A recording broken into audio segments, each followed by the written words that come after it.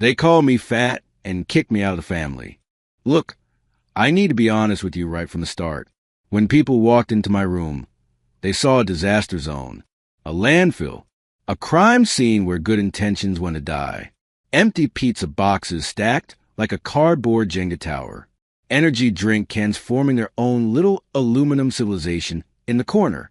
Clothes that hadn't seen a washing machine since the previous election cycle. But here's what they didn't see. 3 monitors glowing in the dark like some kind of digital altar. Lines of code scrolling across the screens, elegant and precise. My project, Nexus Flow, taking shape one function at a time. To them, it looked like I was wasting my life.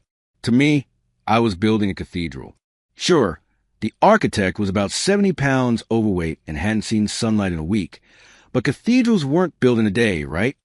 I've been working on Nexus Flow for 8 months. 8 months of 16-hour days, of debugging sessions that lasted until my eyes felt like they'd been sandblasted, of breakthroughs at 3 a.m. that made me want to wake up the entire neighborhood. It was a workflow automation platform that could learn and adapt, not just another task manager. This thing had actual intelligence baked into it. The irony wasn't lost on me. I was building something to help people organize their lives, while mine looked like a tornado had a baby with a garbage truck. My phone buzzed. Mom. Of course. I let it ring twice before answering. Not because I was busy. Because I needed those extra seconds to prepare myself. You know how some people need to stretch before running? I needed to mentally brace myself before talking to my mother. Her voice came through like honey laced with arsenic. Sweet. Concerned. Loaded. She reminded me about Thanksgiving dinner. As if I could forget. She mentioned that my brother Chad was excited to see me. Doubtful. She said he had wonderful news to share. Probably about his gym or his protein shake business, or whatever he was into this month. Then came the real message, wrapped in maternal concern like a grenade in a gift box.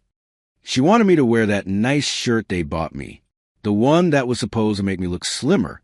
The one that was basically Spanx disguised as business casual. I said I'd be there. What else could I say? After I hung up, I sat there in the blue glow of my monitors. The cursor blinked on the screen. Waiting. Patient. Unlike everyone else in my life. You ever notice how code never judges you? It doesn't care if you're fat or thin, successful or struggling. It either works or it doesn't. There's a purity to that. A simplicity that the real world lost somewhere along the way. I went back to work. 5 more hours until I'd need to sleep. 3 days until Thanksgiving. 72 hours until I'd have to sit across from my family and pretend we were something other than strangers who shared DNA. Thanksgiving Day arrived the way it always did. Inevitable. Unwanted. Like a dental appointment or jury duty. I put on the shirt. It was blue. It had buttons. It made me look exactly as fat as I actually was, just more formally dressed while being fat. I drove to my parents' house in my 12-year-old Honda Civic, the check engine light, glowing like a tiny sun of mechanical disappointment. Their house was in one of those suburban developments where every lawn looked the same, every mailbox matched, and everyone's life was supposed to fit into the same neat little box. Their house was aggressively beige. It was the kind of beige that wasn't just a color, but a statement of purpose, a commitment to avoiding anything interesting. The color bled from the vinyl siding to the interior walls, swallowing the furniture, the carpets, and even the family dog. I think it was a golden retriever, but it had long since surrendered its golden hues to the overwhelming beigeness of place, becoming just another monotone fixture. My father's BMW sat in the driveway like a chrome monument to his success. Chad's pickup truck, massive and unnecessary, took up enough space for 2 normal vehicles. My Civic looked like their embarrassed little brother. I walked in. The smell hit me first. Turkey, stuffing, that specific blend of holiday foods that's supposed to trigger warm memories, but instead felt like walking into a Norman Rockwell painting where everyone's smiling, but nobody's happy. Mom hugged me, the kind of hug that lasted a fraction of a second too long while she assessed my weight. I felt her hands on my sides, doing the mental calculation. Her smile stayed frozen in place. Dad shook my hand. Firm grip. Eye contact. The handshake of a man who'd read every business book about power dynamics and personal branding. He sold insurance. Very successfully, he could convince an atheist to buy life insurance for the afterlife. Then there was Chad, my younger brother, 6'2", maybe 210 pounds of muscle and confidence. He'd played college football until a knee injury ended that dream, and now he was channeling all that athletic energy into his latest business venture. A gym, not just any gym, his gym. Chad Fit. He gave me one of those bro hugs. You know the kind. Half hug, half back slap, all performance. Like we were buddies instead of two people who've been competing for our parents' approval since the day he was born. We sat down to eat. The table looked like something from a magazine shoot. Perfect. Sterile. Every dish arranged just so.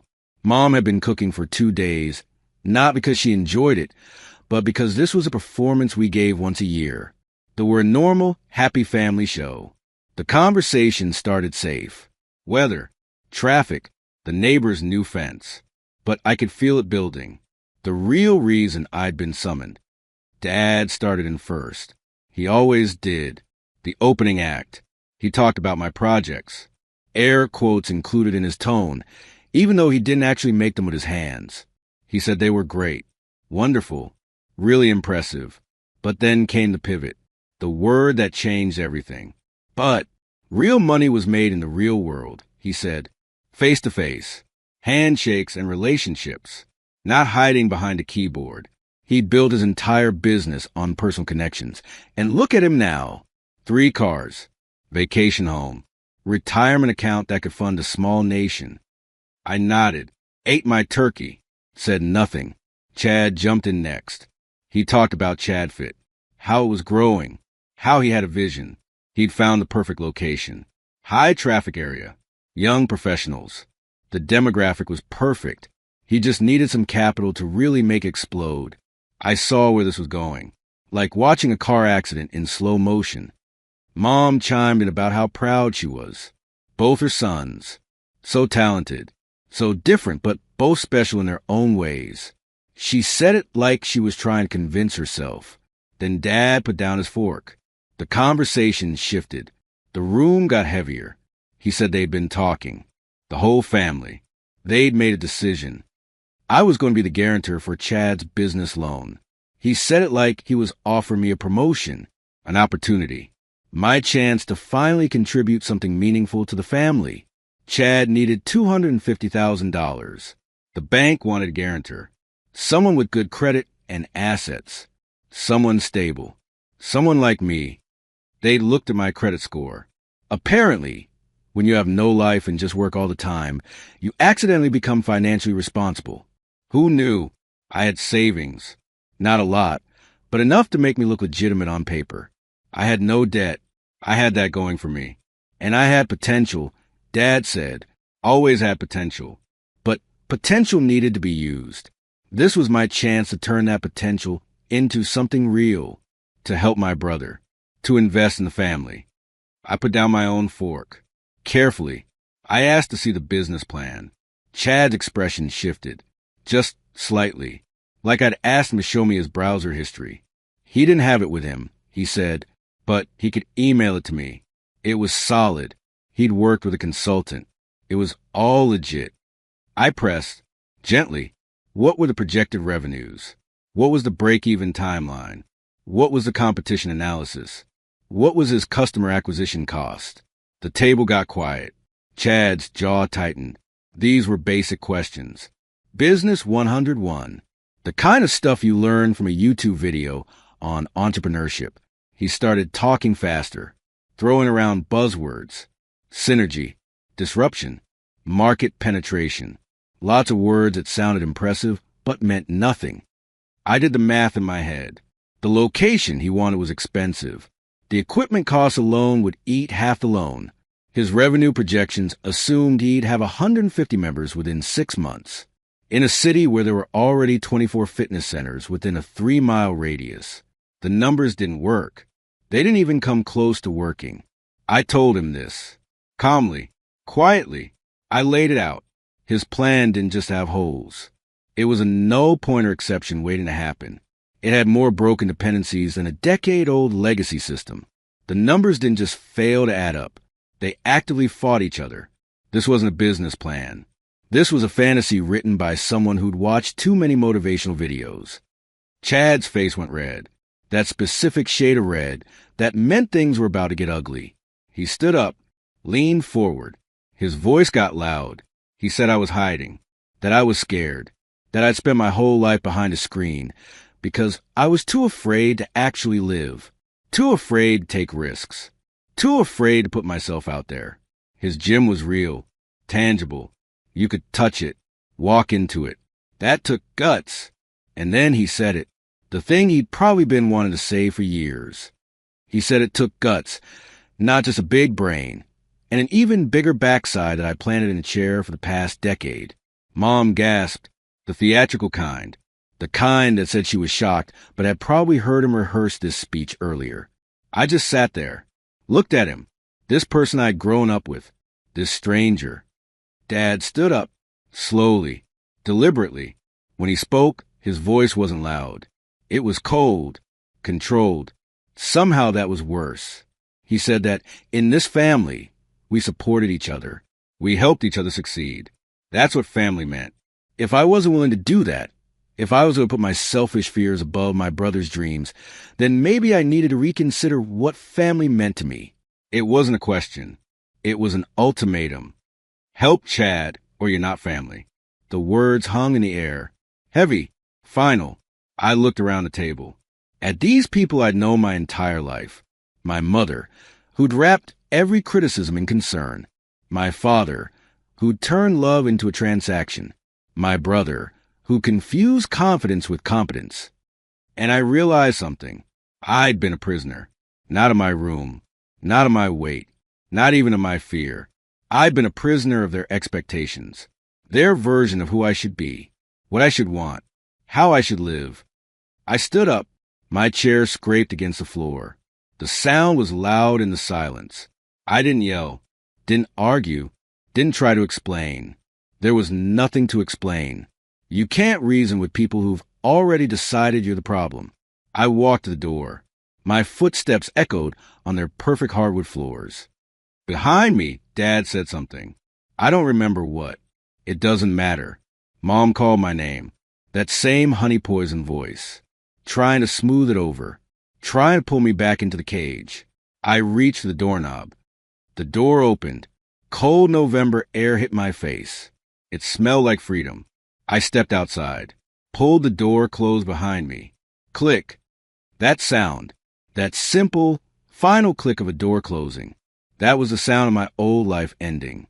I stood on their perfect porch, in their perfect neighborhood, wearing the shirt they bought me make me look better.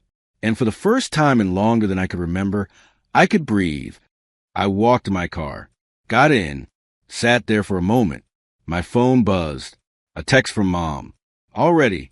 Probably something about not leaving angry, about thinking about what I was doing, about family being forever. I turned the phone face down. Started the engine. The check engine light glowed. I drove away. I drove home in silence. No radio. No podcasts. Just the hum of my engine and the occasional rattle that said my car was as tired as I was. My apartment was dark when I got back. I didn't turn on the lights. Just sat down in front of my monitors.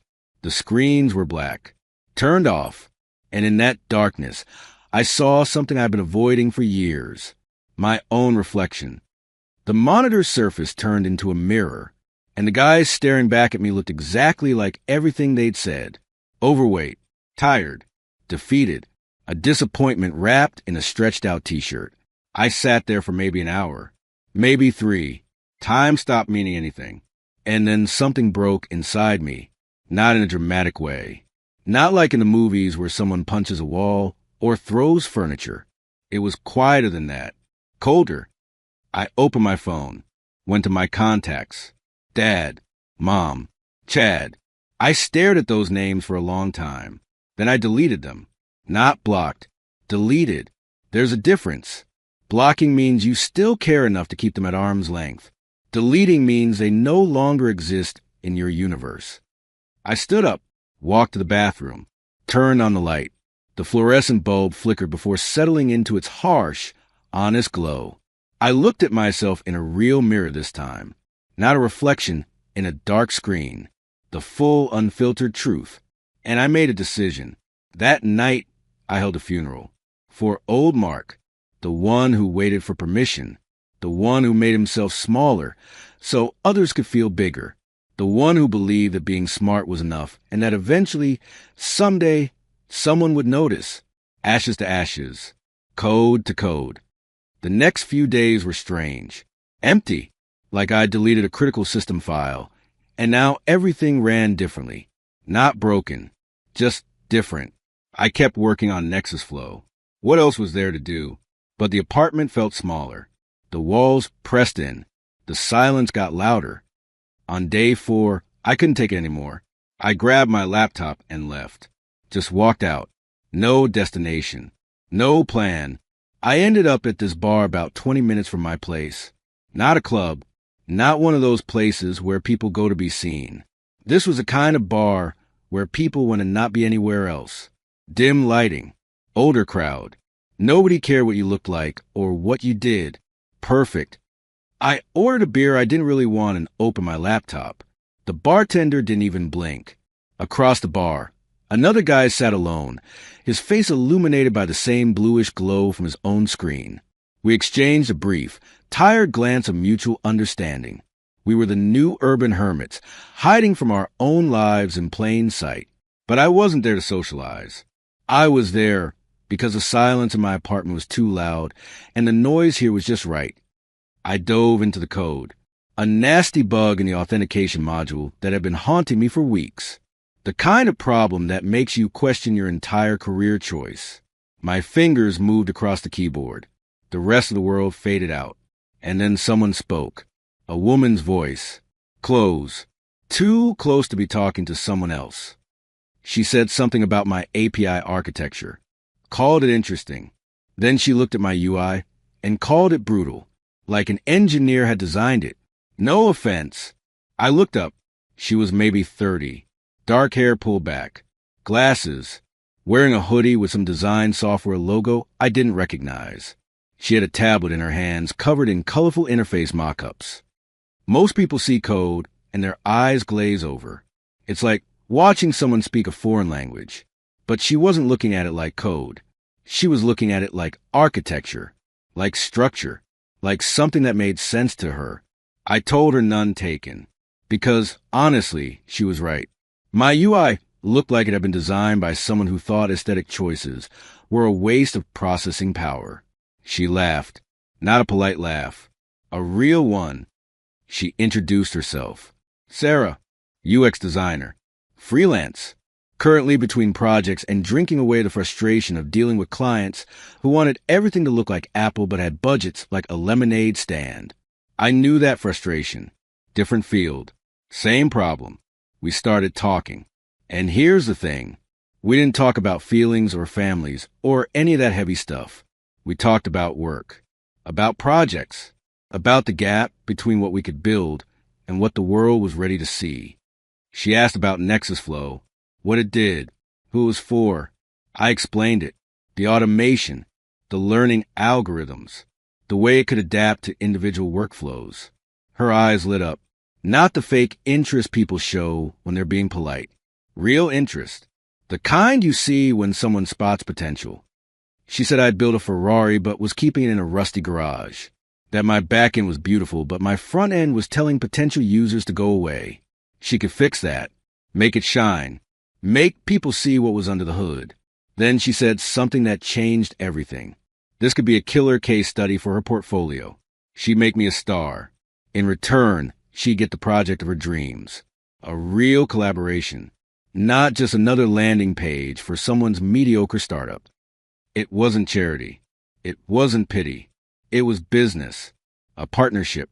Two people who could make each other better. I said yes before I could talk myself out of it. We exchanged numbers. Set up a meeting for the next day. She finished her drink. I finished my beer. We both went home. But something had shifted. For the first time in days, I felt something other than empty. Sarah came over the next afternoon, looked at my apartment, looked at my setup, looked at the pizza boxes I'd forgotten to throw away. Didn't say a word about any of it. She pulled out her tablet, started sketching, asked me questions about user flows and pain points and target demographics. Stuff I'd never really thought about because I'd been too busy making the engine run to think about the paint job. We worked for 6 hours straight. When she left, I had a folder full of mock-ups that made Nexus Flow look like something people might actually want to use. She came back the next day, and the day after that, it became a routine. She'd show up around noon. We'd work until midnight, order takeout, argue about color schemes and button placements, compromise, progress. About 2 weeks in, she noticed I was coding at weird hours. 3 a.m., 4 a.m., she asked if I ever slept. I told her sleep was for people with better coping mechanisms. She said that was the dumbest thing she'd ever heard. Then she asked if I wanted to go for a run. A run? I told her I didn't run. Running was for people whose bodies hadn't spent the last decade molded into a desk chair. She said everyone starts somewhere. She'd be slow. We'd go together, just around the block. I don't know why I said yes. Maybe because saying no felt like admitting something. Maybe because she asked like it was normal. Like I was normal. We went the next morning. 6 a.m. I lasted maybe a quarter mile before my lungs staged a full revolt. Sarah just jogged in place next to me while I caught my breath, talking about vector graphics and scalable design. Like this was fine. Like watching someone nearly die from basic cardio was just part of the day. We did again 2 days later. Then again, it became part of the routine. Run, shower, work, argue, create. She started bringing groceries. Said she couldn't watch me eat pizza 3 meals a day without developing secondhand health problems. She taught me how to cook quinoa. I showed her how to crack her neighbor's Wi-Fi password. You know, standard friendship activities. Weeks turned into months. The apartment slowly transformed. Not because I cleaned it, but because she just casually tidied while talking about design philosophy. A cup here, a pizza box there. Death by 1,000 small improvements. One day I looked around and realized I could see my floor. We put up a whiteboard in my living room. Started tracking goals, not just work goals. Everything. She wrote down her portfolio plans. I wrote down feature releases. She added something else too. A quote, said her philosophy professor back in college, had it on his wall. We cannot choose our external circumstances, but we can always choose how we respond to them. Epictetus. I'd never heard of Epictetus, but I liked that quote. Made sense. Felt true. The work on Nexus Flow accelerated. Her designs made everything clearer, more intuitive. The kind of interface that didn't need a manual because it just made sense. We started beta testing. Sent it out to 100 users. Held our breath. The feedback came back. 98% positive. People loved it. Not just liked it. Loved it. Said it changed their workflow. Made their lives easier. Sarah and I didn't celebrate. We just looked at each other. Nodded. Got back to work. But it wasn't all smooth. There were nights when bugs appeared out of nowhere. Critical. Structural. The kind that made me want to throw my laptop through the window. There were mornings when I stepped on the scale and the number hadn't moved, or worse, had gone up, when every run felt harder than the last. Sarah never gave motivational speeches, never told me it would be okay. She just showed up every day, did the work next to me. That was better than any pep talk. Around month 8, something changed. I went for a run, 5 miles. Didn't stop, didn't die, came home, looked in the mirror. The face looking back was different, sharper, not just thinner, clearer, like someone had adjusted the contrast. A week later, my phone rang. Unknown number, California area code. It was an investor from Silicon Valley. Said he'd been referred by one of our beta testers. Wanted to talk about Nexus Flow, about its potential, about scaling. I took the call. Professional, calm, answered his questions, showed him what we'd built. He said he wanted to schedule a proper meeting. bring his partners, discuss opportunities. I said that would be fine. After I hung up, Sarah looked at me, waiting. I told her what he'd said. She smiled. Not a big smile, just a small one, the kind that says we both knew this was coming, but it's still nice to see it happen. We went back to work. Month 12. 1 year since Thanksgiving, since the door closed, since a funeral for old Mark. I stood in front of my bathroom mirror. Same mirror, same harsh fluorescent light. Different person. Not completely different. I wasn't some fitness model. Wasn't perfect. Still had pizza occasionally. Still stayed up too late coding.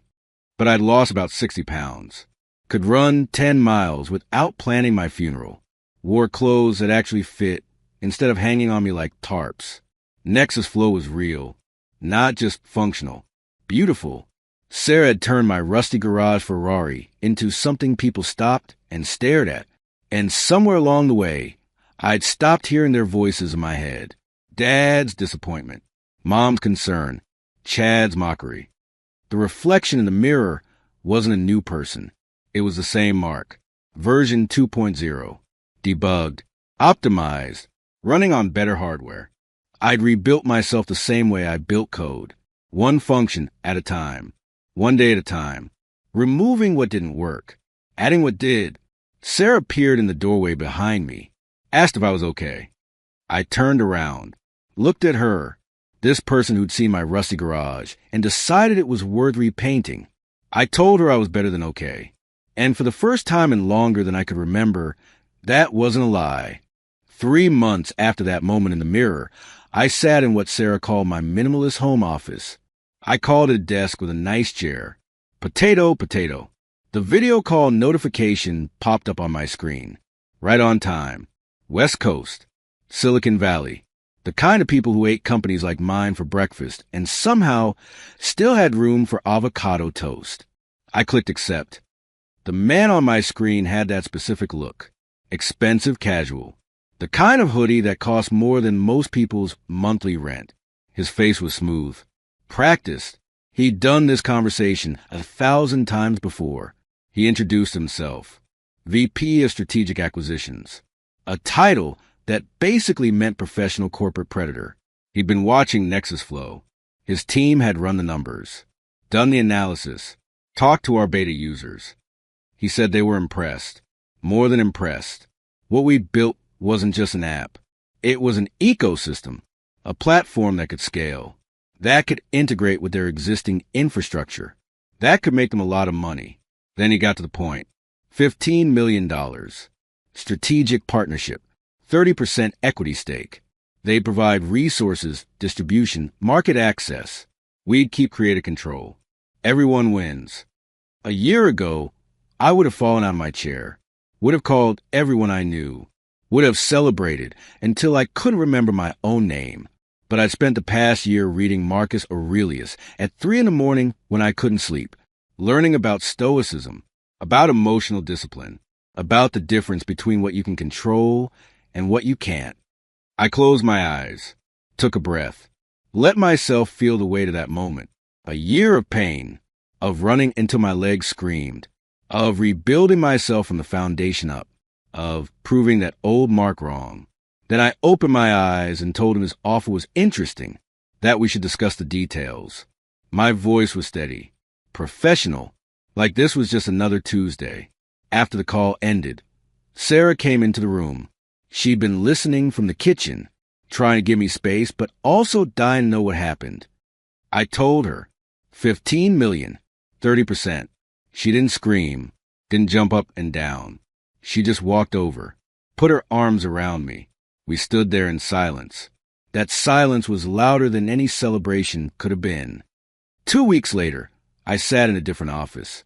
Downtown, high-rise, the kind of place where the furniture costs more than cars, and everyone's handshake felt like a business transaction. My new financial advisor, recommended by the investor, the kind of guy who managed money for people who had too much of it. He wore a suit that probably cost what I used to make in a month. His office had a view of the entire city. On his desk sat a small bronze bull. Wall Street symbolism. Subtle, We talked about investment strategies, diversification, long-term growth, tax optimization, all the boring stuff that suddenly mattered when you had actual money to manage.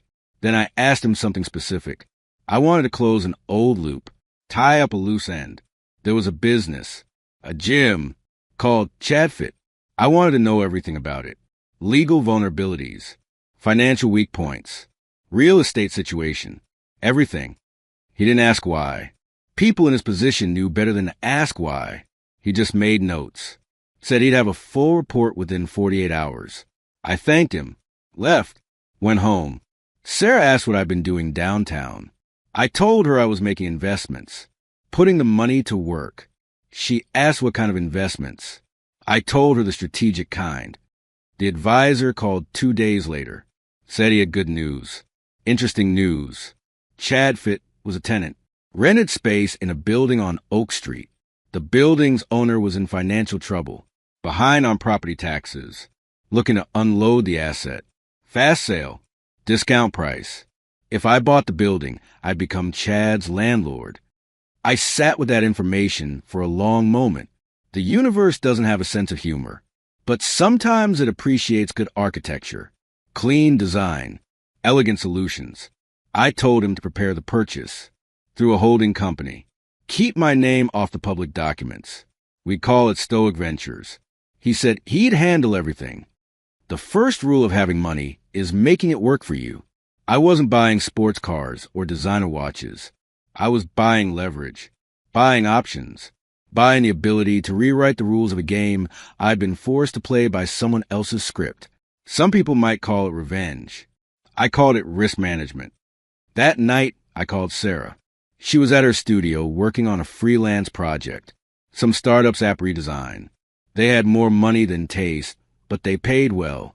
I asked if she remembered the restaurant where we had our first official dinner date. She laughed, said we'd never had one. We just kind of worked together until one day we realized we were together.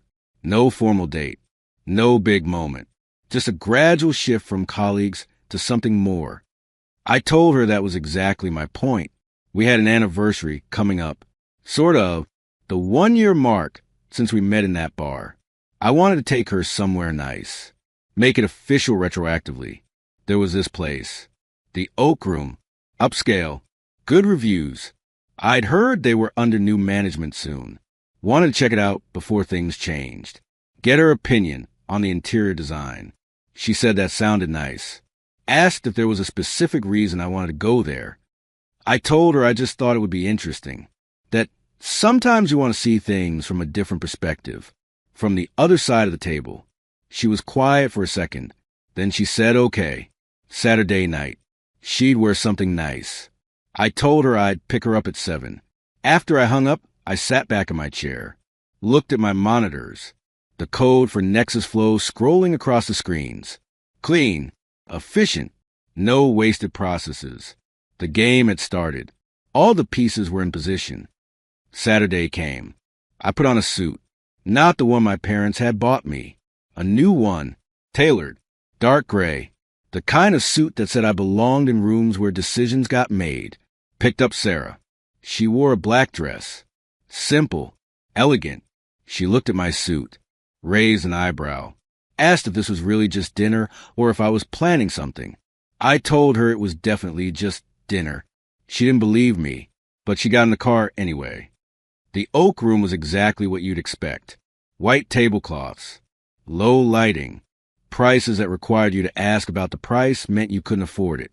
The kind of place where people came to be seen as much as to eat. We walked in. The host greeted us, led us to our table, and that's when I saw them.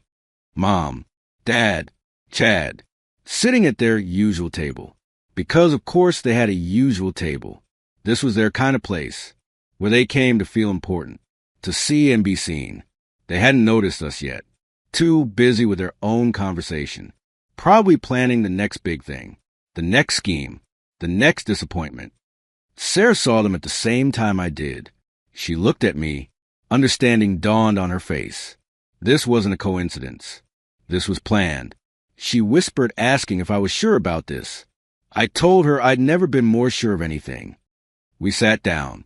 Our table had a clear view of theirs. Close enough to see. Far enough to be separate. I watched them. Dad holding court. Mom nodding along. Chad gesturing big. Telling some story. Probably about the gym. About his plans. His dreams. His next big break that was always just around the corner. They looked exactly the same as they had a year ago. Frozen in time. Still playing the same roles in the same story.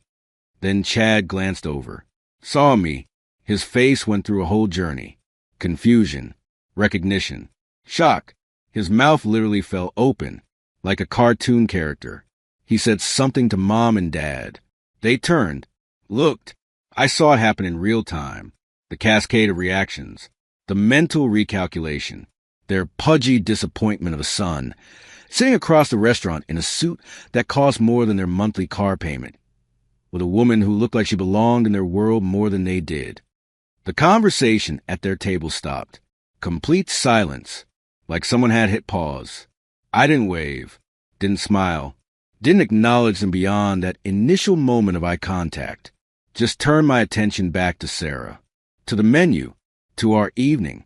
But I could feel them staring, could feel the questions building, the confusion, the need to understand what they were seeing. We ordered. The waiter came and went. Professional. Courteous. He didn't rush us. Didn't hover.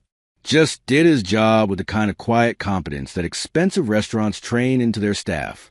I could see Chad getting agitated, shifting in his seat, looking at me, looking away, looking back. He was never good with uncertainty, with things he couldn't immediately understand or control. Finally, he stood up. Sarah tensed. I put my hand on hers, told her it was fine. Let him come. He walked over. That swagger he'd always had. But something was off. The confidence was forced, strained, like he was playing a role he'd memorized but didn't quite believe anymore. He stopped at our table, looked down at me. That same condescending expression I'd seen 1,000 times growing up. The look that said he was about to explain reality to someone who didn't quite get it. He said something about how I'd lost some weight, put on Dad's old suit, acting like I belonged at the grown-up table now. Asked where I'd gotten the money for this place. Made a joke about borrowing from Mom again. Old Mark would have responded, would have defended himself, would have tried to explain. To justify, to prove. New Mark just sat there, said nothing, watched him run out of steam.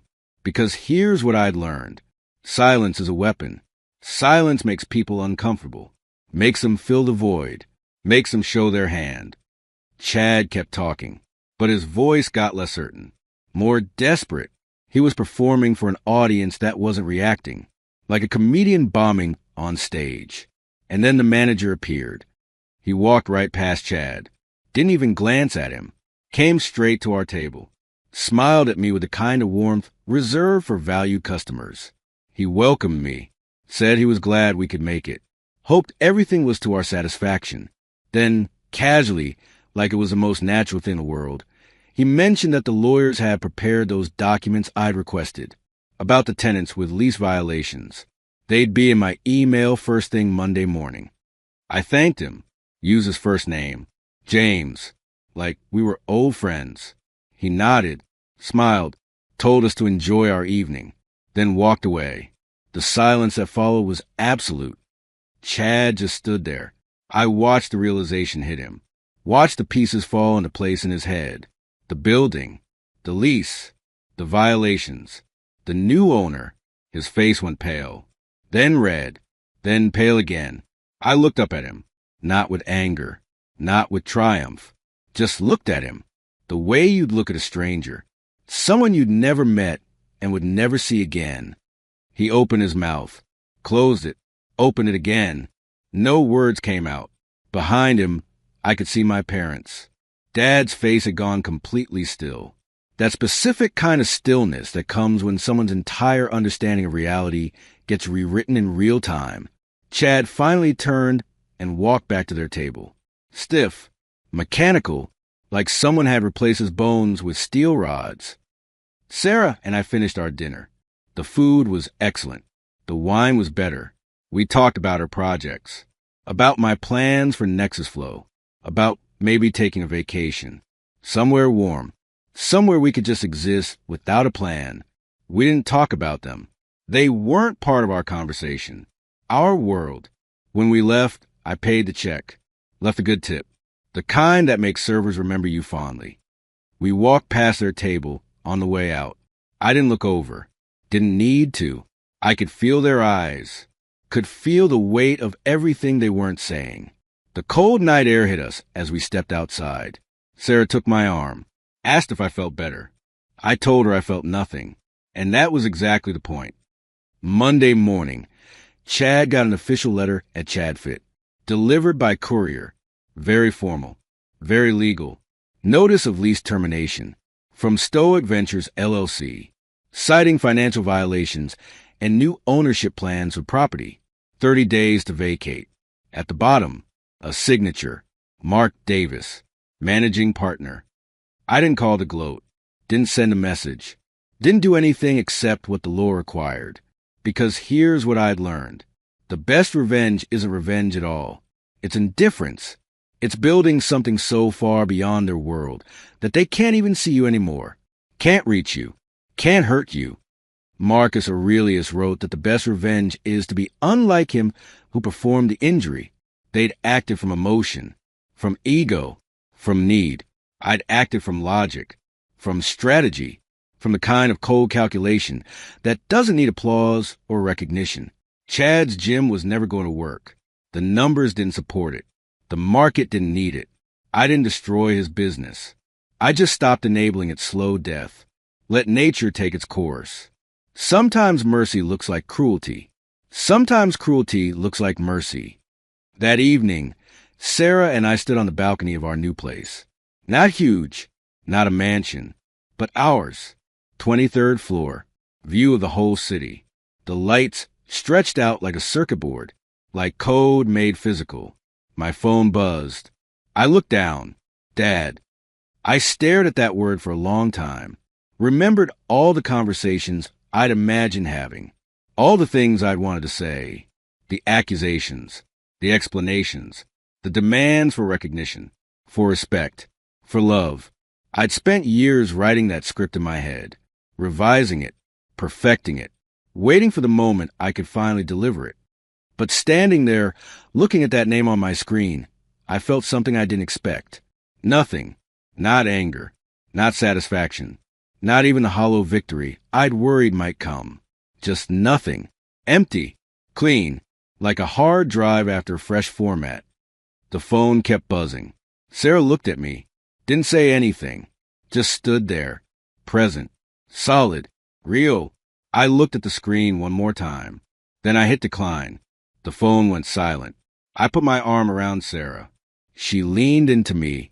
We stood there watching the city. Our life, our world. Somewhere out there, my family was probably having a conversation, probably trying to understand, to process, to find someone to blame. That was their problem now, not mine. I'd spent 28 years trying to earn something that was never for sale. Their approval, their recognition, their love. Now I had something better. I had myself.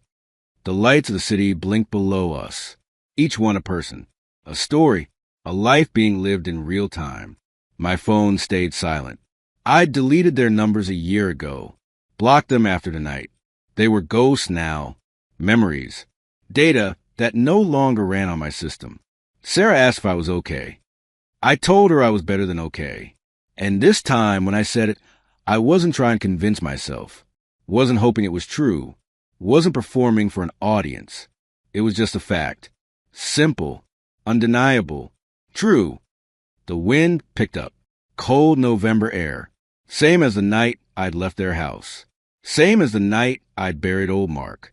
But this time, I wasn't running from something. I was standing still, grounded, present. The door to my old life had closed a year ago. I'd walked through a new one, built it myself, brick by brick, line of code by line of code, mile by mile. And standing there on that balcony, with Sarah beside me and the whole city spread out below, I finally understood something. Freedom isn't about having no chains. It's about choosing which ones you wear. I'd spent my whole life in chains I didn't pick. My family's expectations. Their definitions of success. Their version of who I should be. Now I wore different chains. My own code. My own rules. My own life. Sarah squeezed my hand. Said we should go inside. It was getting cold. I looked at the city one more time. Memorizing the moment. The feeling. The quiet satisfaction of a problem finally solved. A bug finally fixed. A system finally optimized. Then I turned and walked inside. The balcony door closed behind us with a soft click. That sound, that simple, final click, it was the sound of my new life beginning.